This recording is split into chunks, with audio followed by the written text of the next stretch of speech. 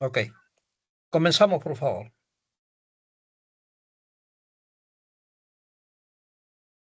Muy ¿Se bien, puede visualizar? sí, correcto. Ya, ya, doctor. ¿Los chicos lo ven? ¿Se me pueden confirmar, compañeros, si se puede ver la Confirme, por PPT? favor, si ven la lámina. Se puede ver, sí, se puede ver. Bien, correcto. Muy buenas noches con todos los jóvenes de la promoción y gracias, Jeremy, por siempre estar atento a colaborar en la transmisión de nuestra clase. Hoy día vamos a hablar de los virus exantemáticos y hablaremos algo adicional de los virus oncogénicos. Como comprenderán ustedes, estos virus, muchos de ellos, hoy día se conocen que son productores de tumores cancerosos, malignos, ¿no es cierto? Y hay otros que seguro que también hacen algún problema este tipo benigno. Eh, por ahí veremos algunos de ellos, sobre todo los virus herpéticos, ¿no es cierto? Son aquellos que hacen este tipo de, ¿cómo se llama?, de malignidad y también de producir tumores benignos. Por ahí hablaremos algo. Y en relación a los virus exantemáticos, es decir, las enfermedades virales que casi siempre lo hemos visto en niños, ¿no? Esto del sarampión, de la rubiola, de la parotiditis, ¿no es cierto? Son enfermedades que normalmente nosotros hemos visto en niños. Eh, Cuando yo estudiaba medicina, casi todo esto era en niños. Sin embargo, con los problemas de vacunación que ustedes conocen o deben conocer en todo caso, ¿no es cierto? Se ha dejado de coberturar a una gran cantidad de población, ¿no es cierto?, infantil. La cobertura de este año o del año pasado no llega ni al 30 o 40% de la cobertura nacional en vacunas y en términos generales. Y de sarampión, lógicamente, es también casi igual, 30% del nacional no solamente se ha coberturado. Es decir, 70% de la población infantil no se ha vacunado.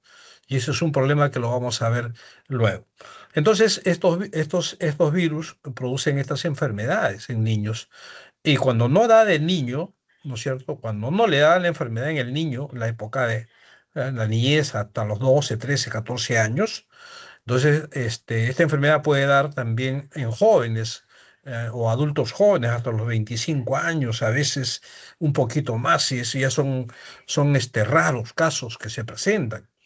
Y cuando se presentan estas enfermedades en esta población ya juvenil o adulta, la enfermedad toma otro cariz, un poco más agresivo, ¿no es cierto? Una agresividad mayor. Entonces, eso hay que tener cuidado, ¿no es cierto? La recomendación desde el inicio les estoy diciendo de que es la importancia de vacunar a los niños, ¿no es cierto? Porque, vamos, si es que es una enfermedad inmunoprevenible, hay que utilizar la vacuna. La vacuna está ahí, se pierde porque no se vacunan los chicos. Entonces, yo creo que hay que tener ¿qué les digo? Esta diligencia o esta comprensión, ¿no? Porque hay gente, lógicamente, como en todo sitio, ¿no es cierto?, que no cree no cree o cree que la vacuna les hace daño, ¿no? Entonces, eso hay que trabajarlo mucho, ¿no es cierto?, en la población, porque, como digo, si hay médicos que no creen en la vacuna, ¿no es cierto?, la población eh, más aún todavía, ¿no?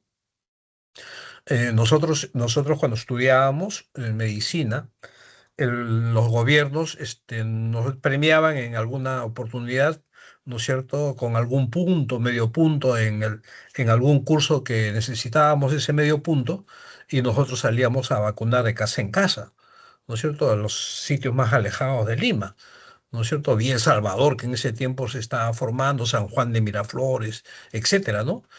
Y, y llegábamos a la puerta de la casa y los papás, la mamá, el papá o quien esté ahí, no sacaban a los niños a vacunarlos, los escondían. ¿no es cierto? Y eso todavía me parece que existe en nuestro país, esa creencia de que la vacuna les hace daño. Entonces, eso hay que trabajar mucho, ¿no es cierto? En tarea de siempre en nuestro país, ¿no? Yo pensaba que esto por mucho tiempo en sarampión, ¿no es cierto? Más o menos en el 2012 al 2014, 15, 16, sarampión, no se veían casos en el Perú, ¿no es cierto? Y se creyó de que en Perú ya definitivamente no íbamos a tener nunca más sarampión, pero fíjense, ahora tenemos brote, ¿no es cierto?, en la zona sur de nuestro país, en algunos departamentos del norte, en el oriente, etcétera, y en el mismo Lima, ¿no? Entonces, el mismo Lima. Entonces, eso hace pensar de que, lógicamente, que no se han vacunado a estos niños. Muy bien.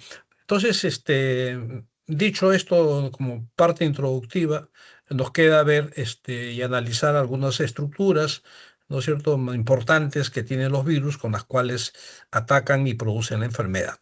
Siguiente, por favor. Muy bien, esto es lo que de esto me estaba refiriendo en la en la parte introductoria.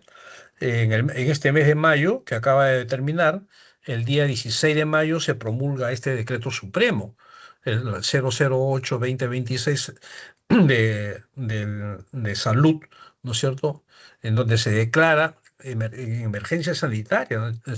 Estos departamentos del sur, en donde, Puno sobre todo, en donde se ha comprobado que hay una gran cantidad, ¿no es cierto?, de casos de enfermedad y una gran cantidad de sospechosos. Entonces, vean ustedes, en el departamento de Puno, en Lima Metropolitana, Arequipa, Cusco, Huancavelica, Moquegua, Amazonas, Loreto, Tacna, Tumbes, Ucayali, Madre de Dios, Apurímac, etcétera, y hasta en el mismo Callao, ¿no es cierto?, se han visto esta aparición de casos de enfermedad de sarampión. Y esto es la preocupación. Si esto sucede en nuestra ciudad capital, pues en las ciudades del interior, con mayor razón. Siguiente, por favor. Esta es a la semana 20, esta es a la semana 20, o sea, hace 2, 3 semanas atrás, hasta el 21 de mayo, más o menos, 16, 17 de mayo, que es la semana 20 epidemiológica, ¿no es cierto? Este, eh, Se han registrado 301 casos confirmados de sarampión y 1.403 casos sospechosos. En el departamento de Puno, 295 casos confirmados y 734 casos sospechosos. Vean ustedes, ¿no es cierto? Lógicamente, ahí hay un problema de salud en esta zona sur de nuestro país y lógicamente las autoridades de salud tienen que ponerse muy, muy, muy atentos y ver la manera de cómo, lógicamente, cobertura de estos niños, ¿no es cierto? Porque, vamos, sarampión, como vamos a ver más luego en otras láminas, ¿no es cierto? El virus de sarampión condiciona factores de muerte en los niños, ¿no? Condiciona. El virus en sí no es tan mortal, pero condiciona factores para que el chico se complique, ¿no? El niño se complique con neumonía, con diarrea, meningitis, etcétera. Y entonces esos son los casos que se mueren, ¿no? Sí, esos son casos complicados. Siguiente, por favor. Estos son algunas fotografías, vean ustedes la dimensión en que las enfermedades pueden sarampión, ¿no es cierto? Y que pueden afectar. En la primera fotografía superior izquierda es la de un joven. Vean ustedes, no es un sarampión típico, pero es un sarampión. ¿De acuerdo? Es un sarampión, porque por clínica y etcétera, cosas, entonces se diagnosticado sarampión en él. En cambio, en el lado derecho superior, vean ustedes este niñito, la espalda de este niño, y probablemente el que está echadito también sea el mismo, ¿no es cierto? Probablemente digo, porque no lo sé, he tomado las fotografías indistintamente. Entonces, pero vean ustedes la espaldita del niño, ¿no es cierto? Cómo está tomado todo su cuerpo. Y si vemos hacia la parte inferior, hacia sus nalgas y hacia sus muslos, ven ustedes la dimensión de la enfermedad. Es decir, casos muy severos de sarampión, muy complicados. Los chicos muchas veces nosotros los hospitalizábamos o el pediatra los hospitalizaba por prevención de que se puedan complicar y se puedan morir. ¿De acuerdo? Entonces, esto nosotros hemos visto. A lo mejor ustedes van a ver como casos raros, porque la vacuna ha cambiado la clínica, ¿no es cierto? La clínica, la sintomatología, la signología ha cambiado muchísimo. Pero entonces, este, tengan siempre esta referencia. Cuando ustedes lleguen al curso de pediatría, lo van a volver a ver, porque en nuestro país, que es un país de enfermedades infecciosas, tanto virales, bacterianas, parasitarias, etcétera, estas cosas lo van a volver a ver con mucha, con mucha frecuencia y seguro con mucho ahínco y con mucha preocupación de parte de sus profesores en pediatría. Siguiente, por favor. Las lesiones que producen estos virus, este, sarampión, rubiola, parotiditis, las lesiones en la piel se llama exantema. Por eso se llaman virus exantemáticos. ¿Por qué producen esta lesión en la piel? ¿No es cierto? El exantema es una erupción eritematosa difusa de la piel, ¿no es cierto? Y que se distribuye, ¿no es cierto?, de manera variable. ¿No es cierto? Cada paciente, cada caso clínico, muchas veces no son iguales. Muchos, unos más leves, otros más moderados y hay otros muy severos, ¿no es cierto? Como acaban de ver ustedes en la fotografía. Entonces, eso tenemos que tener cuidado, pero finalmente, por clínica, por diagnóstico serológico hoy en día, si es que tienen alguna duda, pueden hacer un diagnóstico de laboratorio y detectar el antígeno viral. Entonces, hoy en día la tecnología ya nos ayuda muchísimo mejor. O sea, antiguamente, en la época que yo estudiaba, ¿no es cierto? Entonces, la limitación de la ayuda diagnóstica siempre ha sido eso, ¿no? Limitante, ¿no? Entonces, nuestros profesores y nosotros aprendimos a hacer diagnóstico clínico, ¿no es cierto? Por clínica hacíamos el diagnóstico. Entonces, como digo, ven ustedes, ¿no es cierto?, la variedad de lesiones que produce el exantema, ¿no? Son lesiones de diversa morfología, ¿no es cierto? Pueden ser púrpuras, pueden ser lesiones maculares, pueden ser lesiones papulosas, pueden ser lesiones vesiculares y hasta pustulosas, ¿no? La ampollita, ¿no es cierto? El abón que se forma, muchas veces puede contaminarse y formarse, ¿no es cierto?, una lesión llena de, ¿cómo se llama?, de pus.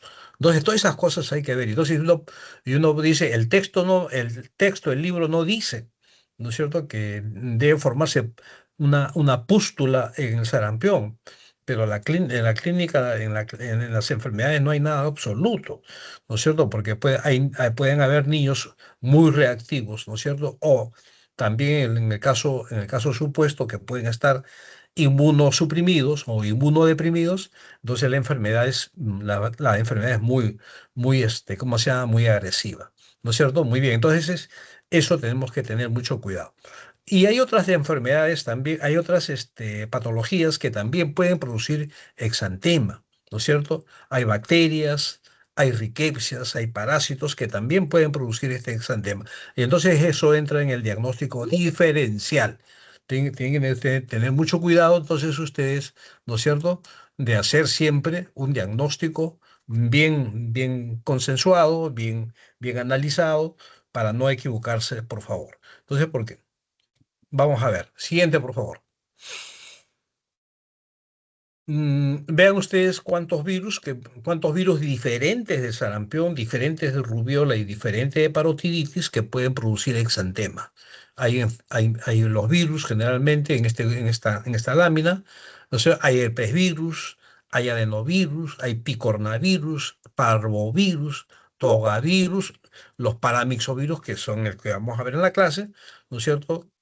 Eso, ni hablar, el pojovirus, papoavirus, es decir, una gran variedad de virus que pueden darnos exantema, ¿no es cierto? Porque son de la misma línea, ¿no es cierto? Son virus y por ahí pueden desarrollar este tipo de lesión, ¿no es cierto? Y hay otros virus que tienen otras formas aberrantes, ¿no es cierto?, típicas del exantema viral parecido a, ¿cómo se llama?, parecido a sarampión. Entre estos tenemos ecovirus, virus Epstein-Barr, virus hepatitis, virus de sarampión atípico, virus Coxsackie, virus respiratorio sincicial, rubiola, dengue, etcétera.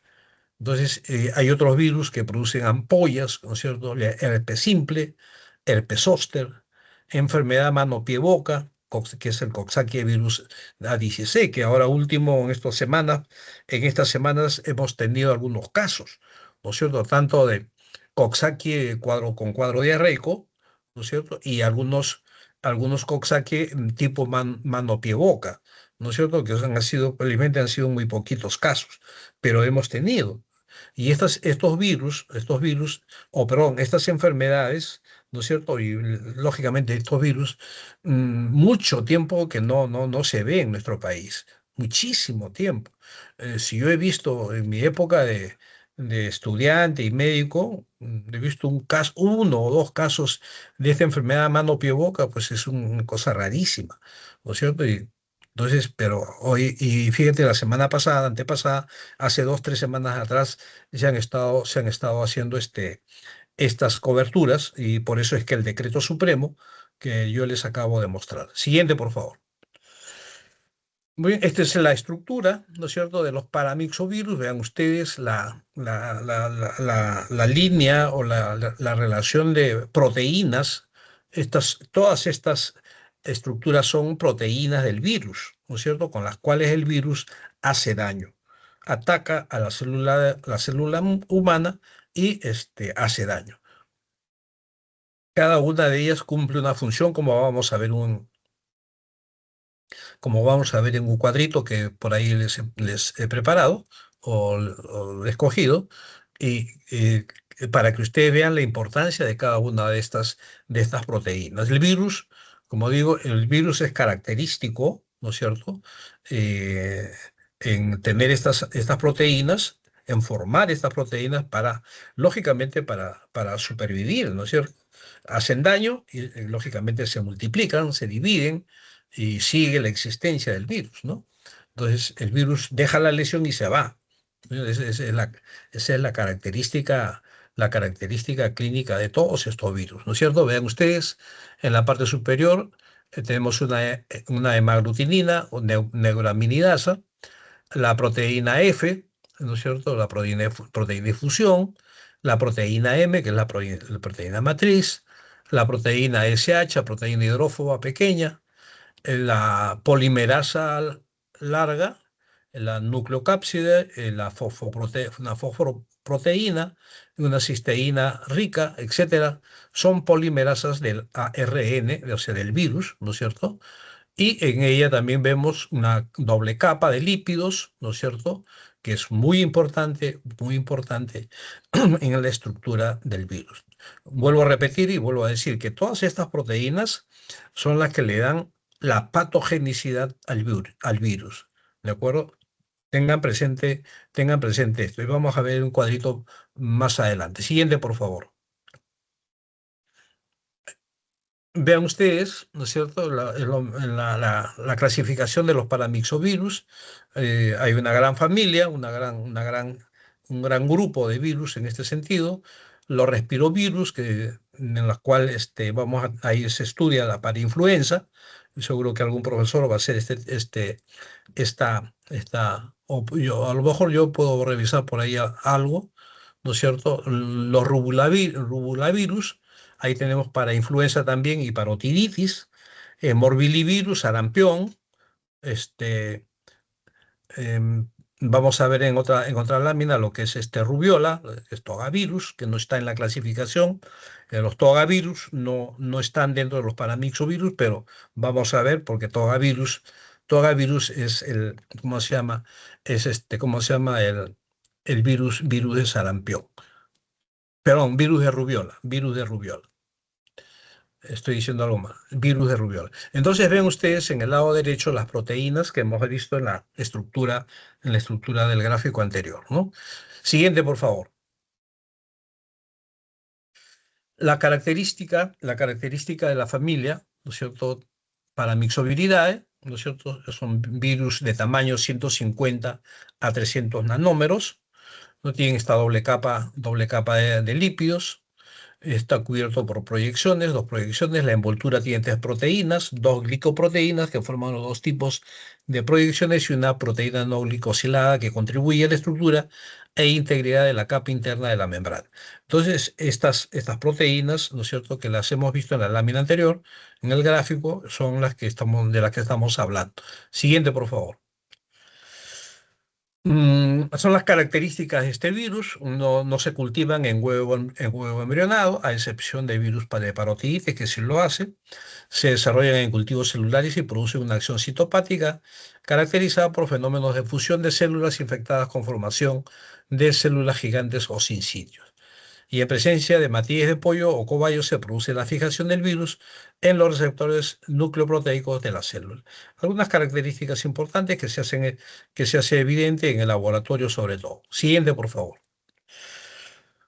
Mm, los tipos de lesiones que hacen los paramyxovirus, el aparato respiratorio sobre todo, ¿no es cierto? Son virus que se caracterizan por hacer daño patológico en el aparato respiratorio, pero pueden ser también en otros tractos o en otros lugares, en otros sistemas, como el aparato gastrointestinal, el aparato urinario, en el sistema nervioso central, etcétera, como vamos a ver. Los virus de parainfluencia respiratorio sincicial afectan al recién nacido, niños, sobre todo produciendo, los cuadros respiratorios de los recién nacidos o de los neonatos, ¿no es cierto? Es que bastante a veces complicado, si es que no se diagnostican a tiempo, están produciendo algunas complicaciones, ¿no? Y los virus de sarampión y de la parotiditis producen infecciones generalizadas. Eso es lo que también hemos visto y vamos a ver luego. Siguiente, por favor. De lo mismo, la gráfica anterior, siguiente, por favor. De lo mismo, vean ustedes la relación más clarita aquí de las proteínas que tiene el virus. Nucleoproteína, la matriz, fosfoproteína, polimerasas, la proteína de fusión, la hemaglutinina, etcétera. Son proteínas, perdón, que el virus los utiliza para hacer daño y lógicamente también para supervivir, como decíamos antes. Siguiente, por favor. Bien, el virus de sarampión, esto es la cavidad oral, son unas lesiones muy típicas que se ven al inicio casi de la enfermedad. Son lesiones muy pasajeras, muy rápidas que se presentan en la cavidad oral y quien no sospecha tan pronto que se trata de sarampión, estas lesiones en la cavidad oral al día siguiente ya no las van a volver a ver porque muy rápido desaparecen de la cavidad oral, cavidad bucal. Siguiente, por favor. Entonces, esto es el virus de sarampión, que ya lo hemos dicho, ¿no es cierto? Tiene una nucleocápside helicoidal, su tamaño viral, 150 300 nanómeros, ¿no es cierto? Es RNA, ¿no es cierto? Son virus ARN o RNA, como quieran, con doble capa lipídica. Y la Organización Mundial de la Salud reporta 23 genotipos o variantes genéticas no agrupados perdón, en 8 serotipos, de la letra A hasta la letra H. Lo bueno que tiene este virus, ¿no es cierto?, es que no tiene una alta capacidad de mutación, ¿no? Como COVID, por ejemplo, ¿no?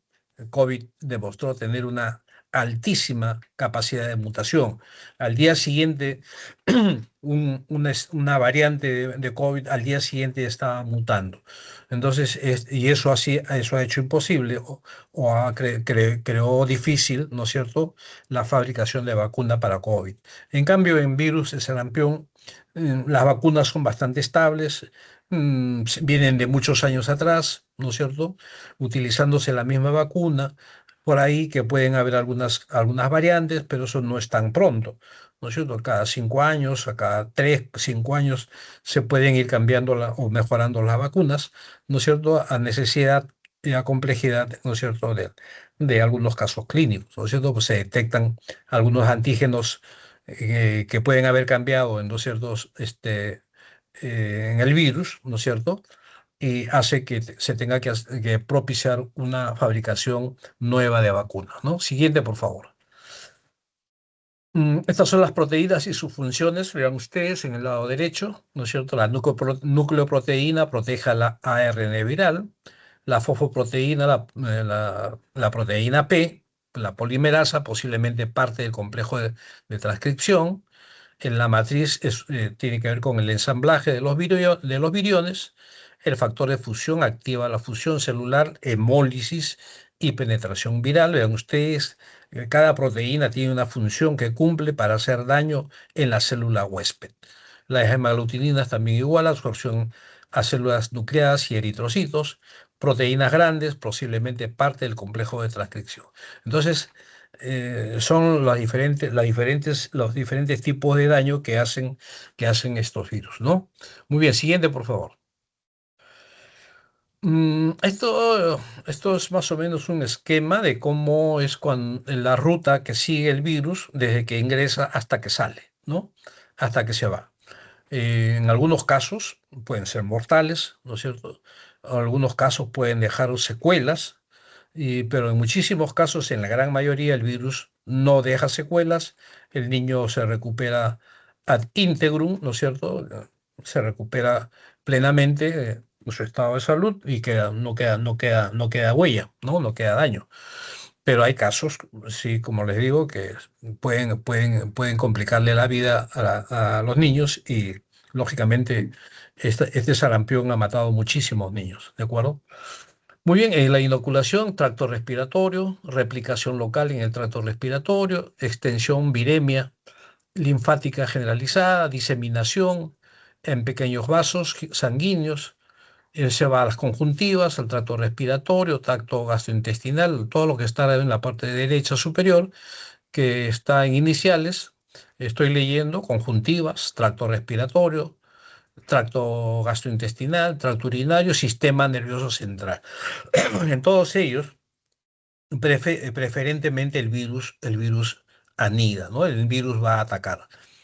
Sin embargo, puede hacer hace una diseminación muy generalizada, pasa por diferentes órganos. Lo que pasa es que tiene ¿cómo se llama? Esta preferencia de ciertos órganos en producir la enfermedad. Muy bien, en la parte inferior, ¿no es cierto? Como decimos ahí, replicación viral mantenida en el momento de la infección aguda, ¿no es cierto? Existen cuadros o estados defectuosos que suelen causar la infección mortal, ¿no es cierto? Cuadros mortales muy, muy severos, ¿no? La panencefalitis esclerosante subaguda, infección del sistema nervioso central por un virus defectuoso del sarampión, que lógicamente no son virus típicos, sino virus de sarampión atípicos también, ¿no es cierto?, que pueden producir todos estos tipos de lesiones bastante severos, ¿no? La encefalitis postinfecciosa autoinmune, o sea, porque el sarampión, el virus produce un estado grave, ¿no es cierto?, de baja de defensas, el estado inmunológico de los niños es muy altamente deteriorado, y si el niño está con problemas nutricionales, peor aún. Y la recuperación, como decíamos, si estos casos o estas cosas no se producen, el cuadro o la enfermedad se va y el niño queda recuperado totalmente, ¿no? Pero si se producen estas situaciones, entonces hay que ver, ¿no es cierto?, cómo queda el niño, con qué tipo de secuelas, ¿no? Entonces, todo esto tiene que tener mucho cuidado el pediatra o quien haga el control de enfermedad de estos niños, ¿no? Porque a veces en el primer nivel, ¿no es cierto?, de salud no hay pediatras, ¿no es cierto? Entonces el médico de familia o el médico general y, bueno, pues hay que saber tratar, hay que saber diagnosticar estos casos, ¿no? Siguiente, por favor. Muy bien, el sarampión, un organismo patógeno, se infecta células epiteliales del tracto respiratorio de manera especial porque produce aquí cuadros severos de neumonía, ¿no es cierto? Diseminación por vía sanguínea y linfática, replicación en células conjuntivales, tracto respiratorio, lo que hemos visto en la lámina anterior, aparición de encefalitis postinfecciosas autoinmunes, que, como decía, puede producirse, ¿no es cierto?, creando estados inmunológicos muy, muy severos, ¿no es cierto?, en el niño. Siguiente, por favor. La replicación, ¿no es cierto?, es lo que hemos visto en la figura, ¿no es cierto?, por parte de sus proteínas, ¿no es cierto?, es lo que hacen las proteínas. En la primera fase, la adherencia, como el virus se adhiere a la célula huésped, en donde va a hacer daño. Luego la transcripción, traducción y replicación, que es la siguiente fase, ¿no es cierto? Y las células humanas, las células huésped, ¿no es cierto? De cierto modo permiten, ¿no es cierto?, que el virus sea aceptado, ¿no es cierto? Los macrófagos, ¿no es cierto? Nuestros macrófagos engloban al virus tratando de eliminarlo, pero muchas veces pierden la batalla, ¿no es cierto? Y entonces se forman respuestas como anticuerpos, ¿no es cierto?, de linfocitos CD46, CD150 y una gran variedad de mayor cantidad de linfocitos de tipo T, ¿no? Entonces, el linfocito T que sale a pelear con, ¿cómo se llama?, con la presencia del virus, entonces es atacado por el virus. Entonces, y esto es lo que produce el daño al sistema inmunológico, ¿no? Se producen interleucinas como respuesta a la presencia del virus, al daño del virus, y una gran cantidad hoy en día de sustancias que el linfocito produce en el momento de defenderse, ¿no? Se producen también inmunoglobulinas, ¿no es cierto?, como inmunoglobulina M, y finalmente se produce inmunoglobulina G. La vacuna, la vacuna, como decimos, la vacuna es propicia, la vacuna es buena, ¿no es cierto? Protege mucho a, ¿cómo se llama?, a los niños. Y lógicamente a veces hay que poner una dosis de refuerzo, ¿no es cierto? mm, Cada 3 años, cada 5 años, dependiendo también dependiendo de los riesgos, ¿no es cierto?, de los riesgos epidemiológicos que la población tenga. Lo siguiente, por favor. Morbilidad, mortalidad, prevalencia, que es lo que hemos estado diciendo. Este virus de sarampión ha matado muchísimos niños, ¿no es cierto? Ha habido epidemias de sarampión, ¿no es cierto? Nuestro país no ha sido ajeno, ¿no es cierto? No ha sido ajeno. Como digo, hace unos 10 años atrás, más o menos, quizás 15, ¿no es cierto? Ya no teníamos casos de sarampión. Cero casos y por buen tiempo. 5 años, 6 años más o menos, cero casos de sarampión en nuestro país. Pensábamos que ya finalmente se había erradicado el sarampión en el país. Sin embargo, vean ustedes, estamos con problemas actualmente de sarampión, ¿no es cierto? Y en diferentes países también, ¿no es cierto? Países con mejores sistemas de salud y vean ustedes con problemas de sarampión. Estados Unidos, ¿no es cierto? Uno de los países que se supone que ¿cómo se llama? Los programas de salud son altamente buenos, ¿no es cierto? Pero vean ustedes, en diferentes estados en Estados Unidos, ¿no es cierto?, se han visto muchos casos de sarampión. Entonces, los niños generalmente, como decíamos, esto generalmente ha sido una enfermedad de niños, ¿no es cierto? Quizás no necesariamente un año de edad, sino eh, 10, 12 años tranquilamente de un niño, ¿no es cierto? Era lo que veíamos de manera normal, ¿no es cierto? Sin embargo, como les contaba al inicio, habían niños que no estaban vacunados ni no les había dado la enfermedad de sarampión, ¿no es cierto? No se habían contagiado y cuando estaban jóvenes o jóvenes adultos, ¿no es cierto? Y tenían un contacto con algún niño que estaba en fase de infectación, ¿no es cierto? Podían coger la enfermedad y hacer cuadros muy, muy severos. ¿No es cierto? Las malas condiciones ambientales, atención médica inadecuada también, los cuadros de desnutrición complican mucho el estado de salud del niño, infecciones bacterianas secundarias, como los cuadros de neumonía, sobre todo, cuadros de diarrea, ¿no es cierto?, que han matado y mataban mucho a estos niños. Siguiente, por favor. Esto es lo que hemos dicho, aunque existe una vacuna segura y económica, ven ustedes, de hace poquito nomás, hacia acá, hasta el año 26, se viene teniendo problemas de nuevos casos de enfermedad de sarampión con algunos casos mortales, ¿no es cierto? Porque la cobertura de vacuna ha bajado muchísimo, no solamente en nuestro país, sino en otros países también. Y entonces se trae el virus de afuera y encuentra propicio acá también a la población y rápidamente infectan, ¿no? Entonces, vean ustedes, cuántos niños se han muerto entre el año 2000 y 2017. Muchísimos niños en el mundo. 21 millones de niños fallecidos. No, eso no es poca cosa. Y es un problema, lógicamente, de salud pública, ¿no? Siguiente, por favor. Los retos, ¿no es cierto? Como les he dicho, ¿no es cierto? Vacunar al niño, a los niños. Si existe la vacuna, tenemos la obligación de vacunar. Y ustedes, como parte ya de la vida de salud pública de nuestro país, desde ya tienen que preocuparse en llevar a los niños a que se vacunen. No solamente sarampión, sino de toda vacuna, de todas las enfermedades que se puedan prevenir mediante vacuna. Siguiente, por favor. Contagios, vean ustedes los síntomas principales del sarampión, ¿no es cierto? Fiebre alta, es una característica muy, muy clásica en sarampión, o por lo menos en la, en la- en la clínica que nosotros veíamos, ¿no es cierto? Y eso seguramente el pediatra lo puede dar fe de lo que sucede con los casos de sarampión en la fecha, ¿no? Cuando lleven curso de pediatría o están por ahí por los hospitales, ustedes rotando ya en la práctica, hagan un screening, ¿no es cierto? Pregunten, ¿no es cierto?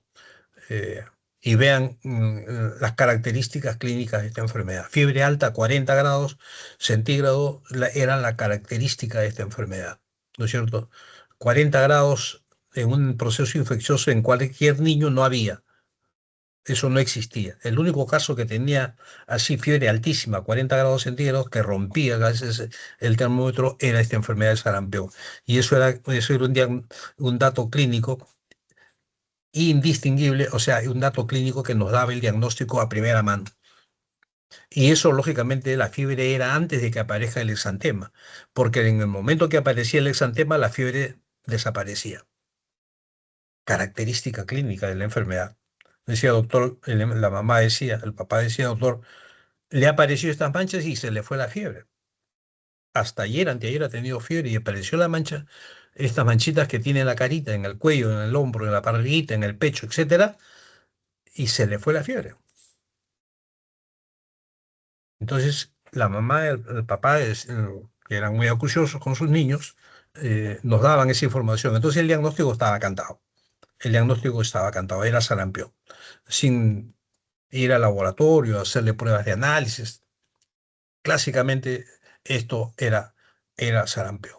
Y a eso se agregaba como un cuadro gripal, ¿eh? Ojo rojo o conjuntivitis, el dolor ¿cómo se llama? Dolor en la garganta, ¿no es cierto? Las manchas de Koplik que se ven en la cavidad bucal, que les decía la lámina que les puse cuando iniciábamos la explicación de esto, las manchas de Koplik, las lesiones en la cavidad oral, ¿no es cierto? Que dicen ahí, aparecen manchas en la boca antes del sarpullido en el cuerpo, era la primera lesión que aparece, ¿no es cierto?, en esta enfermedad, pero lógicamente desaparecía muy rápido. Y eso muy, muy, muy pocas veces, poquísimas veces nosotros lo veíamos, ¿no es cierto? Secreciones nasales como si fuera un resfriado, igualito, conjuntivitis, lagrimeo, ojo rojo, ¿no? Pérdida del apetito, tos seca, etcétera. Y la aparición ahí dice sarpullido, esas son las lecciones exantemáticas. Siguiente, por favor. Bien, contagio, periodo de incubación bastante larguito, no es un periodo muy corto, son más o menos 7, 11 días, 11 días promedio. El cuadro de estado, más o menos 4 días promedio, podía ser 2, podía ser 1, podía ser 4, diferentes casos clínicos. ¿No es cierto? Malestar general, cefalea, fiebre 40-41 grados, como yo les decía, esto era característico. Lo que pasa es que ahora la mamá muy rápidamente le da el paracetamol y le baja la fiebre del toque. Entonces ya no se ven cuadros clínicos típicos, ¿no es cierto? Entonces eso hay que tener mucho cuidado. En los ojos, como decíamos, ojo rojo, ¿no es cierto? la conjuntivitis, ¿no es cierto? El lagrimeo, ¿no es cierto? Y el chico tenía problemas para, ¿cómo se llama? Con la luz, la fotofobia. Y en el aparato respiratorio, que es el cuadro típico, ¿no es cierto? Tos, secreción bronquial, estornudo, secreción nasal, ¿no es cierto? Como si fuese un cuadro de resfriado, con una faringobronquitis o una bronquitis y finalmente una neumonía, ¿no es cierto? El niño terminaba con neumonía. Siguiente, por favor. Las manchas de Koplik en la boca, como les decía, un exantema del paladar. Esto ya lo hemos dicho, entonces más o menos el exantema, 4 días. Esto era también típico de cómo aparecían las manchas ¿cómo se llama? En el cuerpo del niño. Los primeros días aparecía detrás de la orejita, en la cara y cuello. O sea, después bajaba o pasaba el segundo día en el tronco y el abdomen, en la espalda. Y tercero, en el tercer día más o menos, en las extremidades. Es decir, como decía mi profesor de pediatría entraba en camiseta, ¿no es cierto? Entraba en camiseta. Así como se pone uno la camiseta, así. Primero entra la cabecita, ¿no es cierto? La camiseta, entonces los primeros síntomas en la cara, en el cuello, en las orejitas. Y luego en el tórax, en la barriguita, en la espalda, en el cuello, en los hombros y finalmente en las extremidades. Así es, igualmente, y en ese mismo orden también desaparecían, ¿no es cierto? Primero desaparecían en la cara y el cuello, después desaparecían en el tronco y finalmente desaparecían las extremidades. Eso era un cuadro típico de sarampión. No sé, ahora, como digo, ha cambiado muchísimo la clínica porque ahora pues hay pediatras que les gusta dar antivirales, ¿no es cierto? Entonces ya tratan de acortar el cuadro clínico, ¿no? Siguiente, por favor. Vean ustedes la carita de este niño.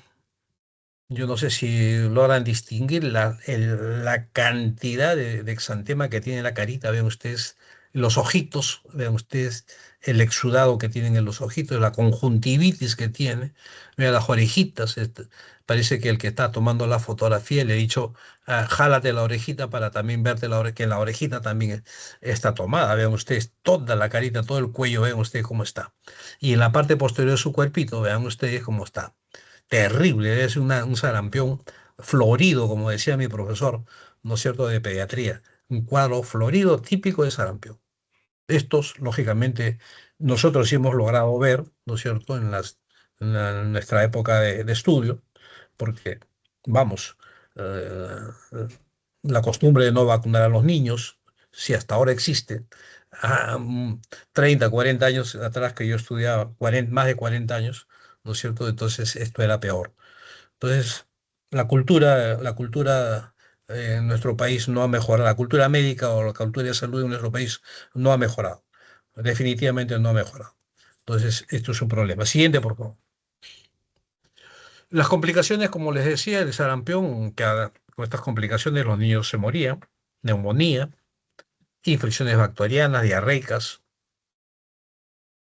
otras infecciones que también podrían complicar el cuadro clínico, una otitis, una laringitis, cuadros diarreicos muy severos que producían muerte en los niños, encefalomielitis con cuadros de secuela neurológica, miocarditis que a veces no era tan frecuente, pero que podía dar, y eran infecciones cardíacas muy transitorias, el niño quedaba sano, sin daño cardíaco. Queratoconjuntivitis en los ojos también, porque el grado de infección que producía, ¿no es cierto?, con el ojo rojo, ¿no es cierto?, era tan severo que producía queratoconjuntivitis, ¿no? Siguiente, por favor. Muy bien, esto existe.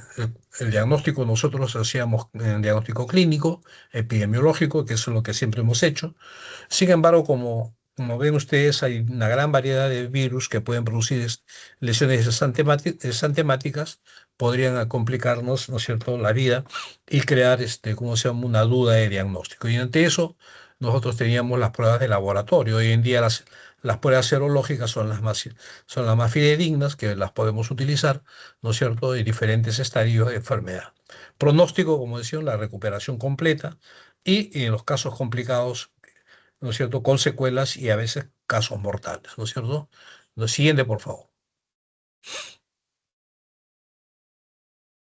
Siguiente, el tratamiento sintomático. El tratamiento es sintomático, generalmente hidratación al niño, ¿no es cierto? Una buena alimentación, ¿no es cierto? Y si habían cuadros infecciosos, había cobertura con un poquito de antibióticos, ¿no es cierto? Entonces, eso es lo que teníamos que hacer. Generalmente cuidar que no se infecte el chico, que no se complique y darle un buen soporte médico, ¿no? La prevención con vacunas, diferentes tipos de vacunas, todas ellas muy buenas, ¿no es cierto? Todas ellas muy buenas. Hoy en día se utiliza la vacuna triple, ¿no es cierto? Para sarampión, papera, rubiola, ¿no es cierto? Y también ahora se está utilizando vacuna para varicela, ¿no es cierto? Entonces, ya no es triple, sino tetravalente, ¿no? Son vacunas que van en una sola aplicación. Siguiente, por favor. Las vías de administración, subcutánea, intradérmica, aerosol, diferentes modalidades para que el niño no deje de vacunarse, ¿no? Aquí hay chico no quiere la mamá que no quiere que lo pinchen, ¿no es cierto? Entonces también ¿cómo se llama? Se ha ideado el aerosol, ¿no? Con experiencias clínicas, ¿no? Y hay que sacar el dato estadístico, ¿no es cierto?, de que si esta aerosol cobertura bien o no cobertura bien al niño, ¿no? Siguiente, por favor. Siguiente. Bueno, entonces aquí no te pases, regresa, por favor. Solamente para decirles algunas cosas. Lo que pasa es que hay niños que tienen problemas de nutrición y tienen problemas inmunológicos, ¿no es cierto? Y entonces a veces no se pueden vacunar, ¿no es cierto? Pero la intencionalidad siempre es vacunar al niño, ¿no? Y en todo caso, los cuadros que estén creando un estado inmunológico disminuido en el niño, hay que tenerlos en consideración. Y en la primera, cuando el niño recupera su estado inmunológico, ahí hay que vacunarlo. No hay que dejarlo, no hay que abandonarlo, ¿de acuerdo? Entonces, porque a veces el niño tiene un poquito de fiebre, porque el niño está un poquito resfriado, etcétera. Entonces ya se agarra el pretexto de no vacunarlo, ¿no? Entonces, no hay problema de vacunarlo. Hay que hacerle un seguimiento nada más. Siguiente, por favor.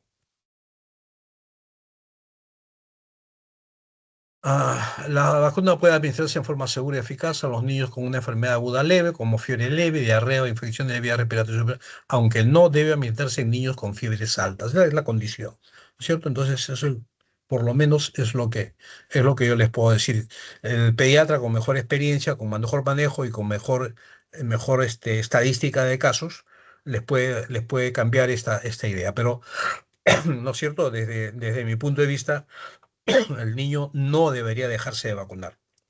La mamá, el papá, etcétera, buscan razones para no vacunarlo. Entonces eso debemos minimizar. Siguiente, por favor. Virus de parotiditis, virus de paperas, ¿no es cierto? Siguiente, por favor, de la misma familia. ¿No es cierto? Son paramixovirus. No tengo mayor cosa que explicar porque es lo mismo, es la misma familia, la misma estructura, ¿no es cierto?, del virus, con las mismas proteínas, ¿no es cierto?, solamente que va a dar otro tipo de enfermedad, que es la afección a las glándulas salivales y sobre todo a la glándula parótida, por eso se llama parotiditis, ¿no? Pero no solamente a la parótida, sino también la glándula submaxilar y las glándulas sublinguales. Y no solamente glándulas salivales, sino glándulas como por ejemplo los testículos en niños, ovarios en mujercitas, en niñas, ¿no es cierto? Y páncreas también. Entonces, este virus ataca a todas esas glándulas, ¿no es cierto? No solamente hace daño más evidente en la parotiditis, ¿no? En las glándulas parótidas, sino en todas estas estructuras. El virus se pasea por todo el cuerpo, ¿no es cierto? Cuando hace una diseminación, se pasea por todo el cuerpo y las células que, lógicamente, les gusta estar el virus, ahí hace daño, como vamos a ver luego. Siguiente, por favor. Felizmente se reconoce un solo serotipo, eso es lo que hace la facilidad de vacuna, ¿no es cierto? Una vacuna para un solo serotipo. La mayor frecuencia, antiguamente veíamos que estas enfermedades eran estacionales, en primavera, en invierno se veían estos, ahora un poco distinto porque la vacuna cambió un poco el rumbo de estos tiempos, ¿no? Siguiente, por favor. El cuadro clínico, casi parecido, como decía, la diferencia es que eh, hacía una tumefacción, ¿no es cierto? Una tumefacción de las glándulas parótidas, entonces los cachetitos, permíteme el término, ¿no es cierto? Los lados externos de la cara, entonces la parótida se inflamaba, crecía, y entonces la cara, o sea, estaba tumefacta, ¿no? Entonces, y antiguamente los pediatras decían que para que sea parotiditis tenían que ser las dos papeles, los dos lados. Eso cambió también bastante. Basta que un solo lado se inflame, eso ya era parotiditis. Entonces, y el otro tema es que muchas veces el niño no hacía el cuadro clínico, ¿no? Hasta un 40% los niños no hacían cuadro clínico. Estaban con su parotiditis, les dolía un poquito, no la mamá ni el papá se daban cuenta, el niño pasaba, el día siguiente estaba asintomático. Entonces, eso también ha existido. El periodo de incubación un poquito más largo, de 16 a 21 días, y la inmunidad es para toda la vida. Entonces aquí sí, una sola dosis y chao, ¿no es cierto?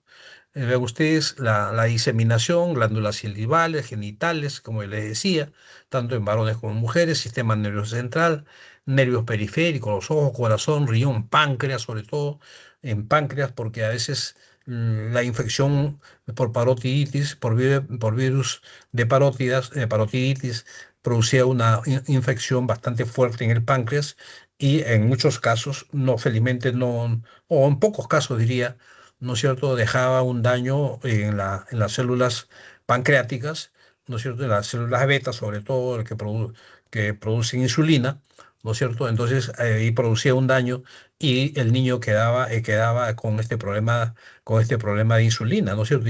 Y luego de años hacía un cuadro de diabético, ¿no? Entonces, felizmente casos muy raros, pero están descritos, ¿no? Entonces, tiroides también, oído interno, etcétera, ¿no? Siguiente, por favor. Parótidas unilateral, bilateral, mucosa oral enrojecida en el conducto del Stensen, que es el conducto interno, en donde desemboca la parótida, la glándula parótida de la saliva hacia la boca. ¿No es cierto? Es el conducto de Stensen, ahí hay dolor, se ponía muy rojo cuando uno aperturaba la cavidad oral y veía el conducto del Stensen que estaba muy rojo, muy enrojecido, y cuando uno lo tocaba, o sea, producía mucho dolor, ¿no? Y al tacto nomás en la zona externa, de la zona en donde recorre la parótida, también dolía mucho. Entonces el niño lloraba mucho cuando uno lo tocaba, ¿no? Orquiepididimitis, ¿no es cierto? El varoncito, los niños, los jóvenes que hacían infección severa en los testículos, ¿no es cierto? También han quedado muchos de ellos, ¿cómo se llama? Con este tema de la esterilidad. Hay muchos casos, felizmente no tantos, pero sí se ha visto que después de esta infección los niños quedaban estériles. Igualmente las mujercitas también cuando afectaban mucho los ovarios, ¿no?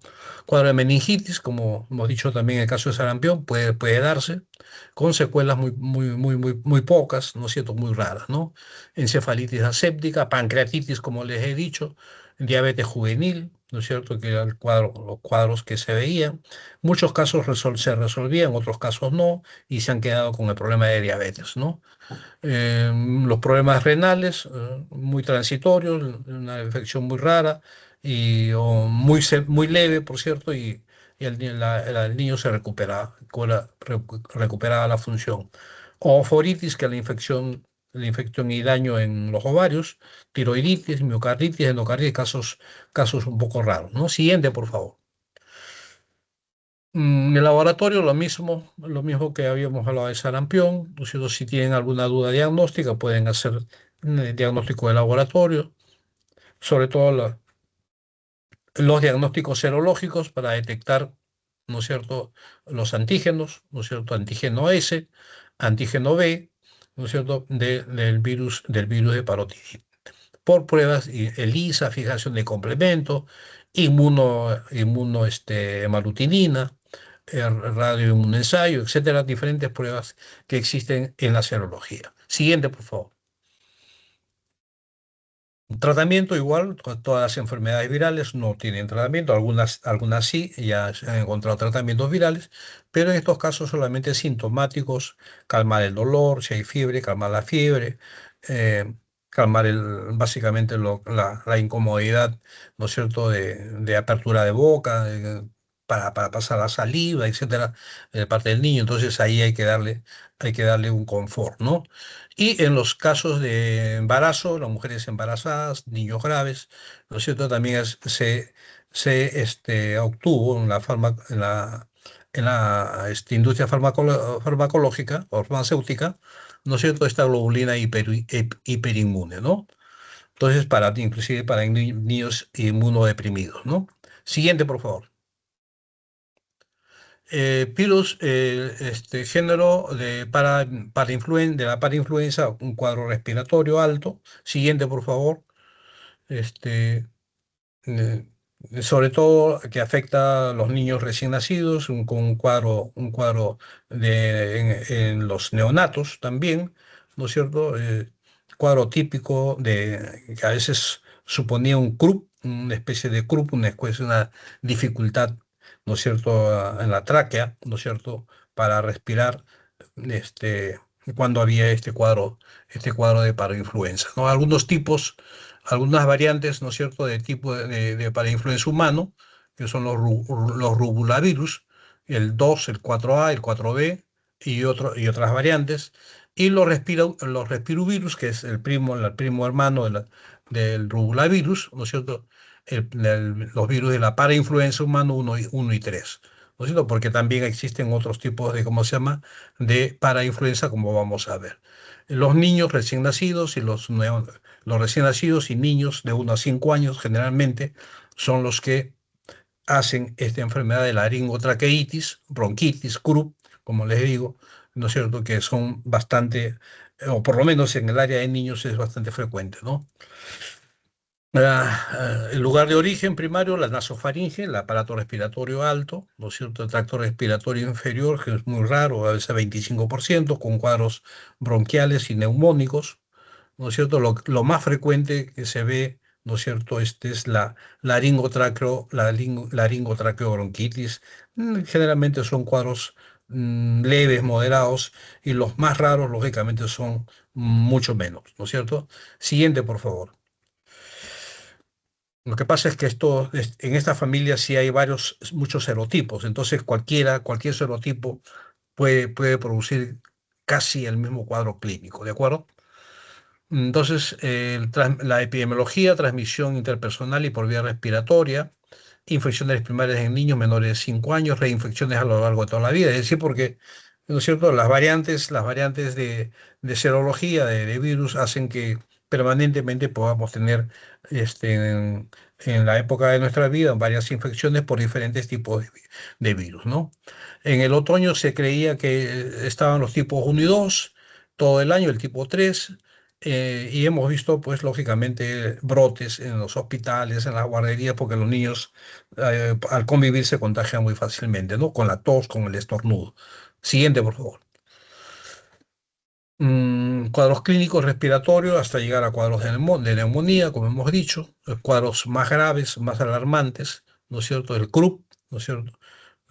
Y hay que tener cuidado con el pseudo-CRUP, pero el verdadero CRUP, ¿no es cierto?, con estos tipos de virus, ¿no? Incubación de 2 a 6 días, ronquera, una tos, ¿no es cierto?, una tos llamada perruna, una tos muy tosca, muy ruda, taquipnea, taquicardia, retracción retrosternal, cuando los cuadros eran un poquito severos, ¿no? Diferenciar con epiglotitis por Haemophilus influenza, que es una bacteria, ¿no es cierto? Entonces no era lo mismo, no es lo mismo. Entonces, este es CRUP verdadero y pseudo-CRUP muchas veces por Haemophilus influenza. En el laboratorio igualmente, ¿no es cierto? Si hay duda diagnóstica, hacer pruebas serológicas, ¿de acuerdo? Siguiente, por favor. Tratamiento igualmente, ¿no es cierto? Prevención y control, vigilar vías aéreas.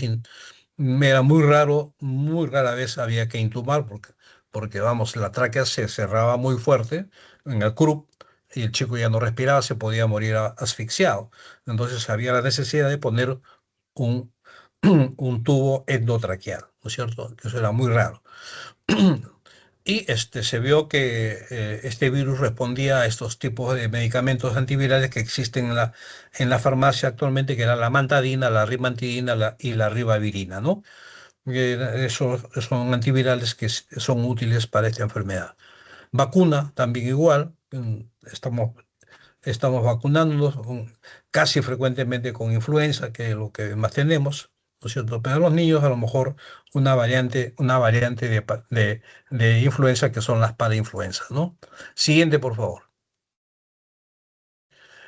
La familia Togavirus, que es la de la familia de la rubiola, ¿no es cierto? Vean ustedes el exantema en la fotografía, ustedes dirían que esto es un sarampión, ¿no es cierto?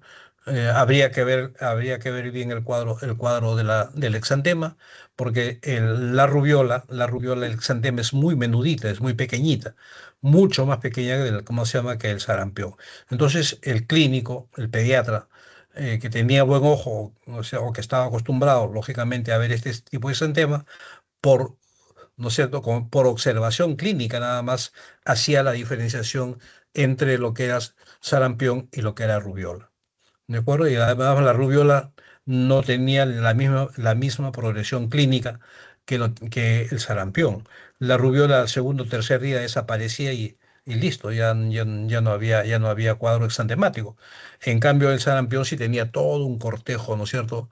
Todo un proceso de ¿cómo se llama? De instalación primero y después de desaparición del exantema, ¿no? Muy bien. Siguiente, por favor. Estos son rubivirus, virus de rubiola, y sus primos hermanos, los alfavirus, diferentes virus en animalitos, ¿no es cierto? Que felizmente eso no hay reacción cruzada con ellos. Siguiente, por favor. Esto es la característica de la estructura viral de la rubiola. ¿No es cierto? Un virus mucho más pequeño, ¿no es cierto? Casi la tercera o cuarta parte del tamaño de sarampión, 50, 70 nanómetros, vean ustedes, siempre con las proteínas muy similares o muy parecidas, ¿no es cierto? A lo que es sarampión. Siguiente. Y estas proteínas hacen, ¿no es cierto?, que se parezcan muchísimo, ¿no es cierto?, siendo de familias virales diferentes, en la clínica se hermanan, en la clínica se emparentan, porque el cuadro clínico es muy parecido a lo que es sarampión. Esto es una enfermedad infecciosa benigna y cuando apareció, ¿cómo se llama? La vacuna, prácticamente el cuadro clínico, la rubiola ha desaparecido. Sin embargo, la rubiola congénita, ¿no es cierto? Sí es muy, muy, muy, muy, muy grave, muy dañino, ¿no? La mujer embarazada que tiene contacto con virus de rubiola, el feto muy, muy pronto hace malformaciones, ¿no?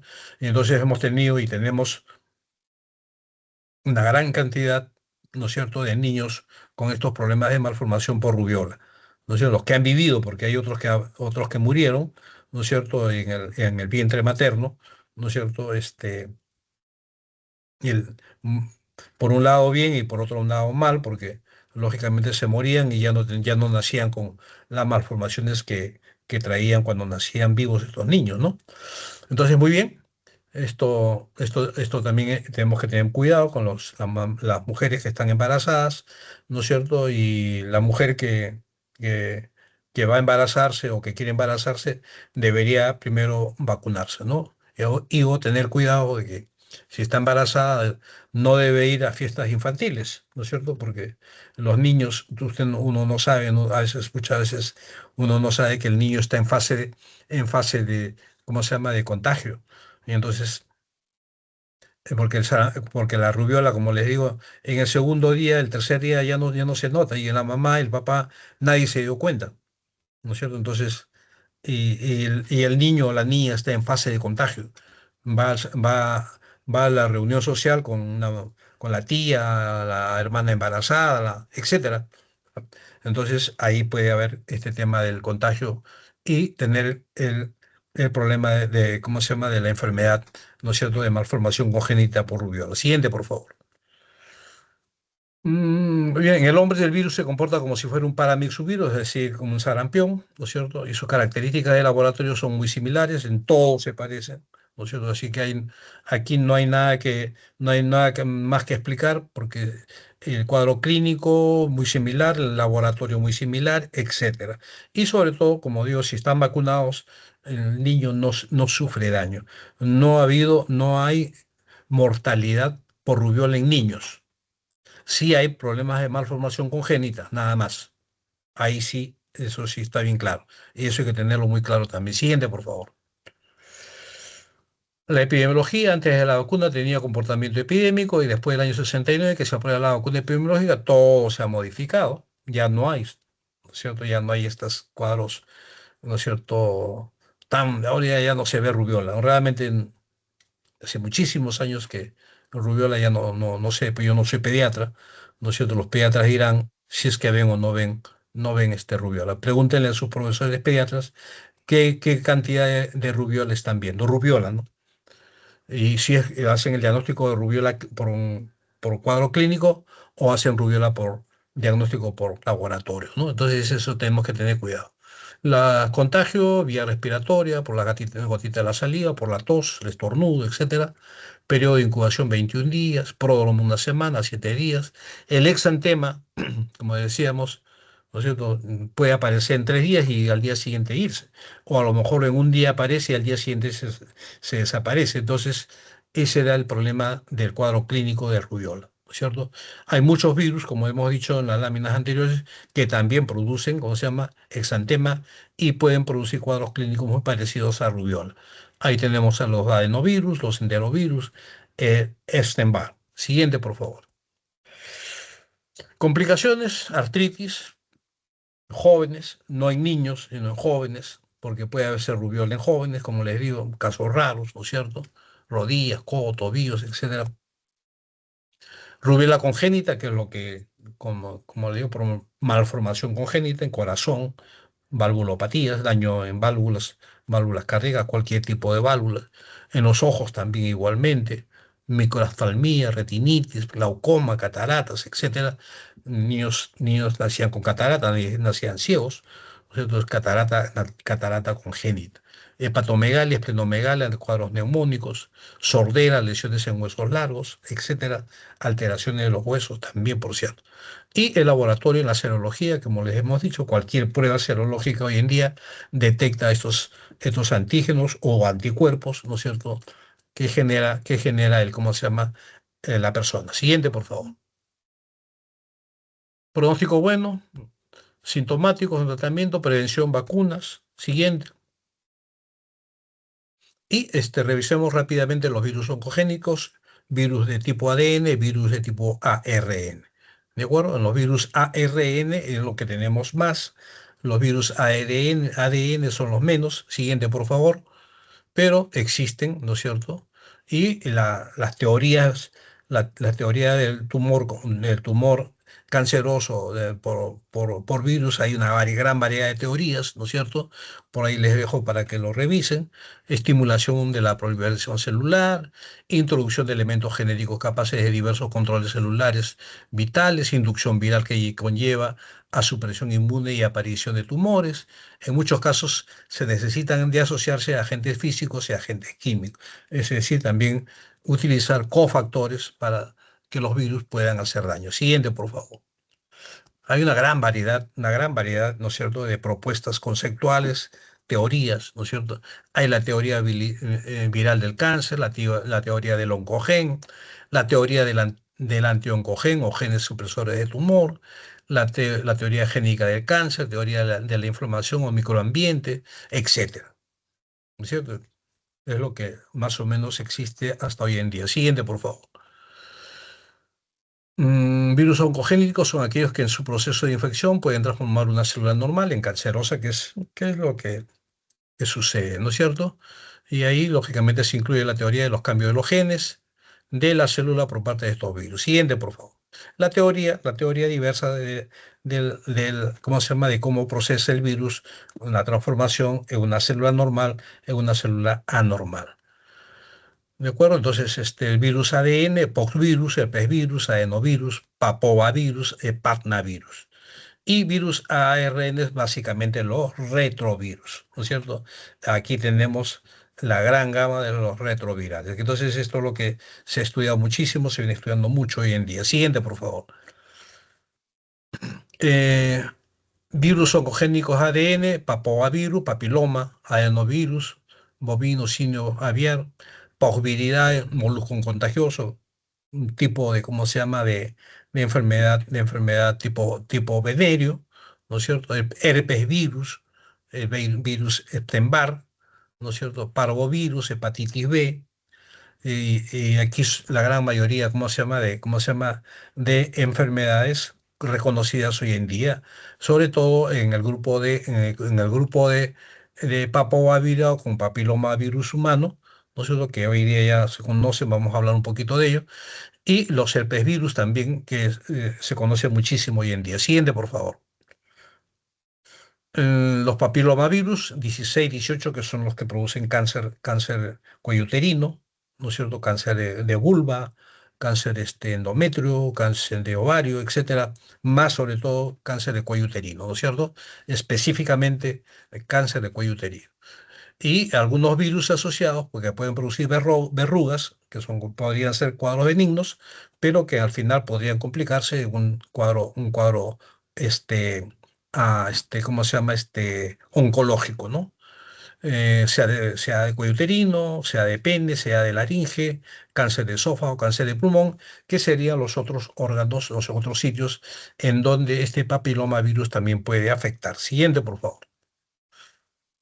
Otros tipos menos frecuentes de papilomavirus, el 31, el 33, 45, 52, 58, y se siguen estudiando los otros tipos también de papilomavirus, que existen más de 200 tipos de, ¿cómo se llama?, de estos virus, y que lógicamente cada vez se van asociando, ¿no es cierto?, y se van encontrando que algunos de ellos están produciendo cáncer de cuello uterino, básicamente, ¿no? Entonces hay virus de papiloma humano de bajo riesgo también, que producen estos condilomas, que producen estas verrugas, ¿no es cierto? Entonces, tener mucho cuidado porque finalmente estas verrugas, estos condilomas, si no son controlados a tiempo o bien controlados, pueden llevar, ¿no es cierto?, a producirse cáncer, ¿no? Muy bien, siguiente, por favor. Los papoavirus, papilomavirus humano, polioma de ratón, virus alcoholizante, etcétera. Algunas variantes de virus que escapan ya a la célula humana, ¿no? Siguiente, por favor. Los poliomavirus también igual, más en animalitos, en ratas, hámster, en donde se ha visto cuadros hematológicos, sobre todo asociados a leucemias. Y en humanos hay un virus, ¿no es cierto?, el BK, ¿no es cierto?, que estaría asociado al cáncer de próstata, lo está estudiando y a lo mejor ya eso ya está tipificado, ¿no es cierto? El otro tema son los virus lentos, ¿no es cierto? Cuadros neurológicos, llamada leucoencefalopatía multifocal progresiva, ¿no es cierto? Es el tipo JC, ¿no es cierto? Se siguen estudiando y a lo mejor eso ya muy pronto vamos a tener noticias de que así sea, ¿no es cierto?, la causalidad de estos cánceres, ¿no es cierto?, o de estas enfermedades mortales, como la leucoencefalopatía multifocal, que es una enfermedad degradante, ¿no es cierto?, neurológico, y que produce muerte, ¿no? A los adenovirus, ¿no es cierto?, que generalmente son patrimonio de los animalitos, ¿no es cierto? Nosotros muy poca relación tenemos con estos adenovirus. Siguiente, por favor. Los postvirus, igualmente, ¿no es cierto? El hombre accidentalmente puede contagiarse, ¿no es cierto? Pero generalmente son indiferentes al hombre o pueden ser virus muy benignos, ¿no es cierto? Siguiente. Los herpesvirus, aquí está el mayor conjunto de trabajo y de estudio que se viene haciendo, ¿no es cierto? Desde los virus herpes simple, el virus tipo 1, tipo 2, que es el tipo 2 que produce cáncer de cuello uterino y vulva, ¿no es cierto? Y tenemos el virus Epstein-Barr tipo 4, que produce linfoma de Burkitt, carcinoma nasofaríngeo, linfoma de células B en pacientes inmunosuprimidos, mononucleosis infecciosa, linfoma de Hodgkin. Esto está demostrado, aquí no hay nada que dudar, esto es así, ¿de acuerdo? Que este tipo de virus Epstein-Barr tipo 4 produce estas enfermedades, ¿de acuerdo? Eso sí, por favor, está bien definido y a lo mejor van a aparecer otras enfermedades más asociadas a este tipo de virus Epstein-Barr.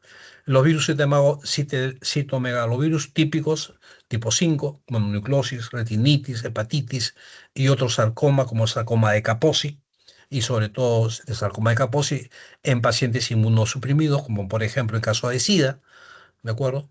El sarcoma de Kaposi tipo 8, adenocarcinoma de colon, eso también está bastante ya claro que así es, y el adenocarcinoma de próstata también. Vean ustedes, ¿no es cierto?, la asociación que hay hoy en día de estos tipos de virus con estos cánceres que lógicamente si encontramos, debe haber un tratamiento ya específico, ¿no es cierto?, para controlar o prevenir estas enfermedades, ¿no es cierto? Porque cáncer de próstata mata a mucha gente, ¿no es cierto? Es terrible, ¿no es cierto? Y cuando esto está avanzado es terrible, ya no hay control, ¿no es cierto? Pero debe haber pronto, muy pronto, un tratamiento específico para este tipo de virus. Siguiente, por favor. El virus tipo 8, el sarcoma que produce el sarcoma de Kaposi, ¿no es cierto? Y generalmente estas enfermedades, como digo, asociadas a estados inmunodeprimidos de los pacientes, ¿no? Linfoma primario de fusión, enfermedad multicélica de Castleman, linfoma de inmunoblásticos, plasmablásticos, un poquito raros, pero existen. Siguiente, por favor. Muy bien, siguiente esta es ¿cómo se llama? La estructura del virus de Epstein-Barr. Siguiente. Pagnavirus o virus de hepatitis B, ¿no es cierto? Y esto, lógicamente, hay que tener cuidado. Para eso también hay vacunas. Hoy en día hay que vacunarse. Y ustedes deben tener sus vacunas al día contra hepatitis, porque de pronto ya están yendo a hacer práctica hospitalaria y lógicamente se pueden contaminar con una aguja infectada, sangre de pacientes que tengan hepatitis, y eso es no debería suceder, porque eso generalmente la hepatitis viral puede evolucionar a un carcinoma hepatocelular, ¿no es cierto? O a cirrosis, ¿no? Entonces eso tienen que tener mucho cuidado. Siguiente, por favor. Y además, pues, si hay vacuna, tienen que vacunarse. Y eso tiene que estar en su tarjeta de vacunación como médicos que van a hacer. Y se van a trabajar, ¿no es cierto?, con pacientes en clínicas, hospitales, etcétera, tienen que tener su vacuna. Entonces, esto es importantísimo, ¿no? Muy bien, de esto ustedes van a ver muchísimo: cáncer hepático primario, cirrosis, etcétera, producto de estos virus que ya se conoce. Siguiente, por favor.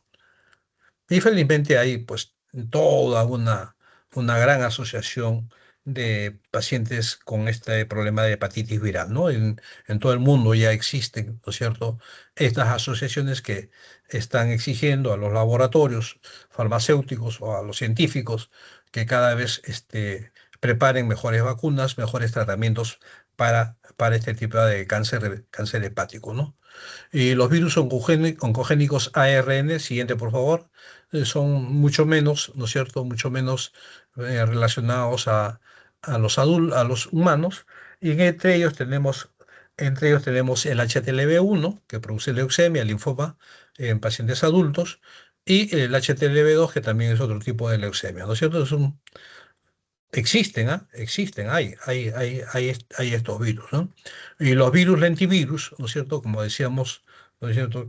Y aquí tenemos el virus de SIDA, el virus de inmunodeficiencia, ¿no es cierto? Entonces, estos, este virus que ya sí he estudiado muchísimo, ¿no es cierto? Y que ya felizmente hay un tratamiento que los controla bastante bien, ¿no es cierto? Y bueno. Felizmente ya ahora ya no se va, ya no, el paciente con HIV ya no se muere, ¿no? Entonces, pero sí tiene que tener un tratamiento y el tratamiento todavía es muy costoso. Felizmente el gobierno peruano le da tratamiento gratuito, ¿no? Siguiente, por favor. Muy bien, esta es la teoría del oncogen, que ahí se los dejo, por favor, para que lo revisen. Hay un sinnúmero de, ¿cómo se llama?, de conceptos, ¿no es cierto? Y le echan la culpa a estos oncogénicos o protooncogenes también, ¿no es cierto? Que favorecerían, lógicamente, el estado débil de la persona para producir cáncer, ¿no? Siguiente, por favor. Aquí hay una serie de protooncogenes, vean ustedes, hay una gran variedad de protooncogenes y en el lado derecho los cánceres que estarían relacionados o asociados, ¿no? También hay un estudio de cuánto estarían asociados a estos cánceres, a estos factores o estos factores a estos tipos de cáncer, ¿no es cierto? Eso se estudia científicamente, ¿no es cierto?, en los estudios experimentales o en los estudios de cohorte para estudiar el riesgo relativo, ¿no es cierto? Ojalá que ustedes vean si están haciendo o van a hacer epidemiología, van a estudiar lo que es riesgo relativo. Siguiente, por favor. Ya, esto también ya lo hemos visto, ¿no es cierto? En diferentes países, no solamente en nuestro país, hay rebrote de sarampión. Siguiente, por favor. Y ¿cómo se llama? Hay casuística, ¿no es cierto? Vean, esta es una mujer de 22 años. El otro caso, yo esto lo he sacado porque para decirles que no solamente hoy en día el virus de sarampión o la enfermedad de sarampión afecta a niños, ¿no? Y que aquí les he puesto estos casos porque en casos de adultos, ¿no? En el caso de 22 años, un joven todavía, ¿no es cierto? 22 años.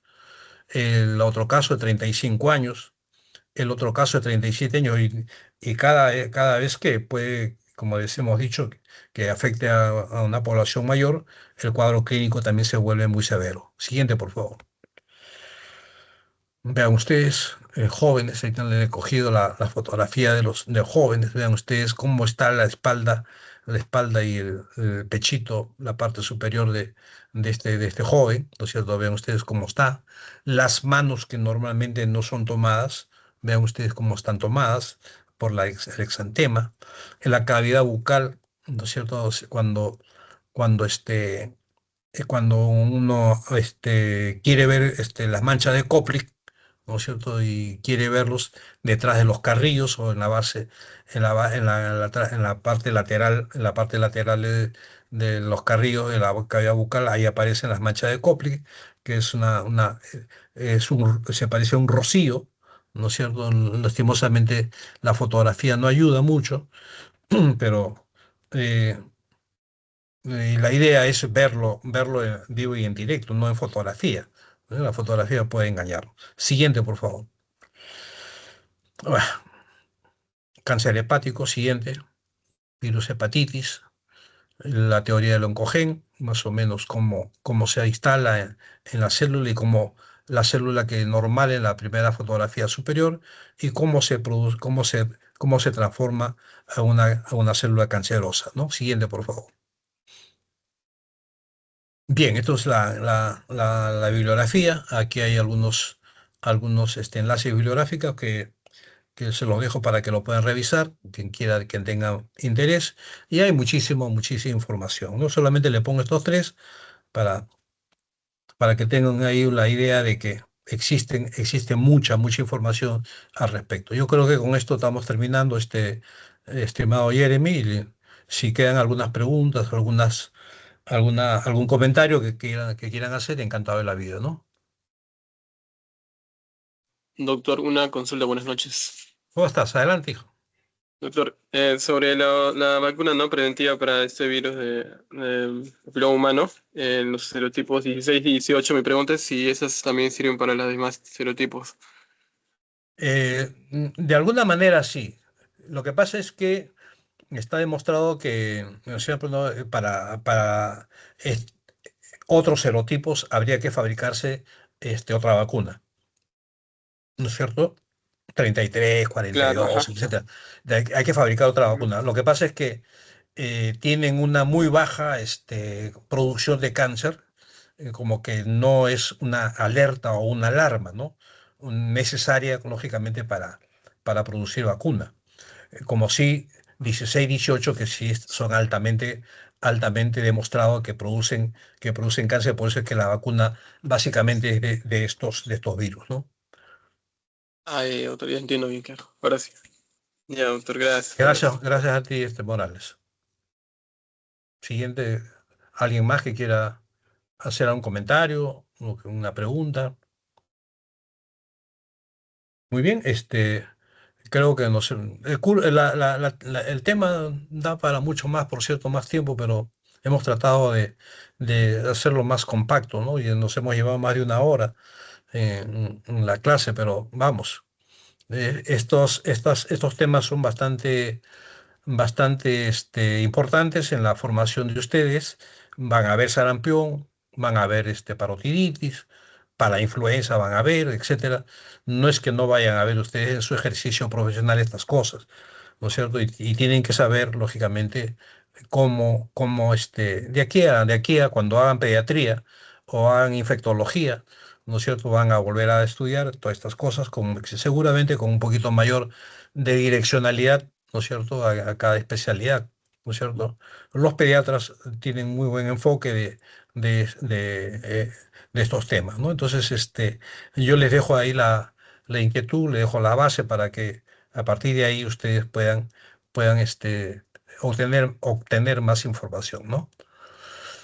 Y si no hay preguntas, no hay comentarios, yo creo que ya es hora de retomar otras actividades, y ustedes también, ¿no es cierto? Y agradecerles por la atención, ¿no es cierto? Y espero de que les haya gustado la clase, y sobre todo que le pongan el interés que tiene que, o sea, que estar, ¿no? Jeremy, si es que no hay ninguna